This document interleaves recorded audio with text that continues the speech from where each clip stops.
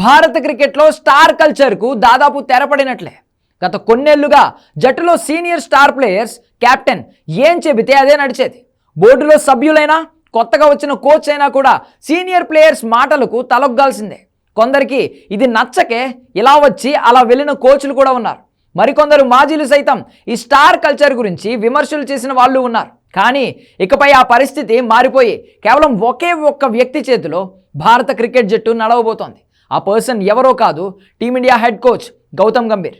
ఇన్నాళ్ళు జట్టులో ఆధిపత్యం కనబరిచిన రోహిత్ శర్మ, విరాట్ కోహ్లీ టెస్టుల నుండి తప్పుకోవడంతో ఇక డ్రెస్సింగ్ రూమ్లో కనిపించేది తక్కువే. కేవలం వన్డే సిరీస్లు ఉన్నప్పుడు మాత్రమే వీరిద్దరూ వస్తూ ఉంటారు.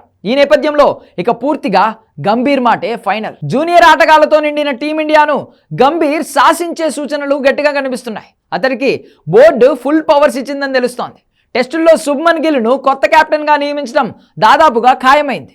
గిల్ గంభీర్ మాటను కాదనే సీన్ లేదు. ఎందుకంటే గిల్కే పగ్గాలు అప్పగించాలని గంభీరే ప్రపోజ్ చేశాడు. ఇక జట్టులోని ఇతర సీనియర్లలో జడేజా ఎక్కువ కాలం ఆడే అవకాశాలు తక్కువే.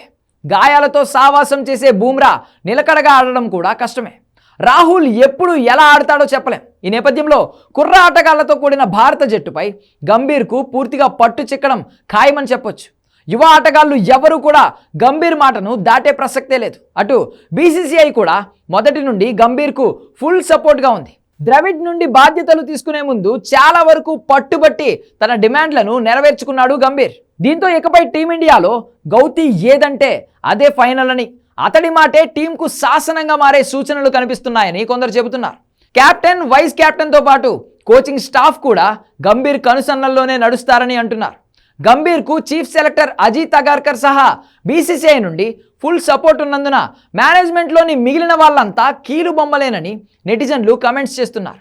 గంభీర్ శకం మొదలవుతోందని, ఇక జట్టు గెలుపోటములకు పూర్తి బాధ్యత అతడిదేనని అంటున్నారు. అదే సమయంలో గంభీర్కు యువ ఆటగాళ్లతో కూడిన జట్టును సక్సెస్ఫుల్గా నడిపించడం పెద్ద సవాల్. త్వరలో జరగబోయే ఇంగ్లాండ్ టూర్తోనే అతనికి సరికొత్త ఛాలెంజ్ మొదలు కాబోతోంది. కోహ్లీ, రోహిత్, అశ్విన్ లాంటి ప్లేయర్స్ లేని జట్టు ఇంగ్లాండ్లో ఎలా ఆడుతుందనేది కీలకం. అంచనాలకు మించి యంగ్ ఇండియా రాణిస్తే అక్కడ సిరీస్ విజయం దక్కినా దక్కొచ్చు. అప్పుడు ఫుల్ క్రెడిట్ అంతా గంభీర్కే.